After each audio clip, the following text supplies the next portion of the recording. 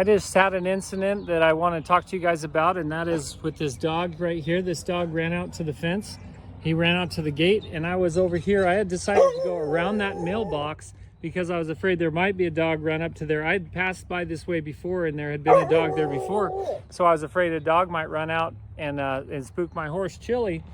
And sure enough, this dog came out, and if you can see the wet marks out there on the road, he spooked and jumped out into the road there. Now, a couple things that could have happened that didn't happen, and that pickup is going way too fast there, and they need to slow down and move over.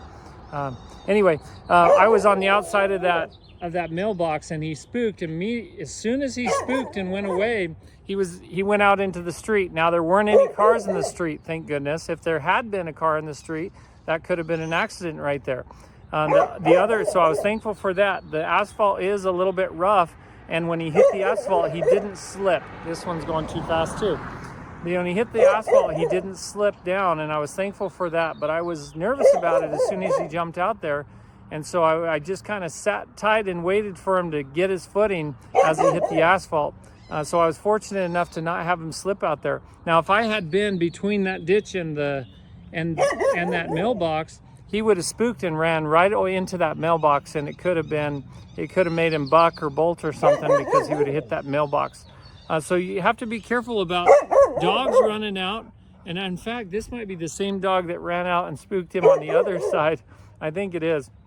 The other day I was riding him down an alleyway, and a dog came running up. It was real quiet, ran up to the fence, then started barking, and he spooked and went probably 30 feet or so because it scared him so bad. So that was the same dog. So you have to be careful about dogs running up along the fence, and just be aware that if a dog does that, you need to turn your horse's nose towards the dog, towards what they're afraid of, and get them stopped, and then start moving the feet like I did right here, moving the feet left to right and doing that forward bending and that serpentine exercise and approaching the dog, making sure your horse is nice and comfortable with that dog before you move forward. And hopefully next time when the dog runs against the fence, charges the fence, your horse will be a little bit better prepared. But this is one of those scenarios where after the dog, there's horses on the other side, and there's some steers over on the other side as well.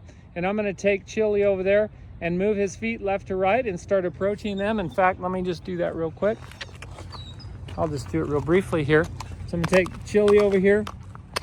I want to make sure that he can approach these animals and that he's not afraid to walk past them. And a lot of times, a horse that's nervous about steers or heifers or cattle or other horses or dogs out in a pasture will sometimes get the animals in the pasture will approach them more readily. They'll be more curious about a horse that's more nervous. It's crazy how the horses that are more nervous are the ones that get the most flack from these animals in the fields, because these animals are real curious about them. Because if they're nervous, the animals are curious about them, so they'll come and check them out. So these two heifers, or I think maybe they're heifers, came out here to check out Chili. So I'll work with him and move his feet left to right and make sure that he can walk along this fence line and not be bothered by these heifers before I move on down the trail. Hope you guys have a great day and stay safe.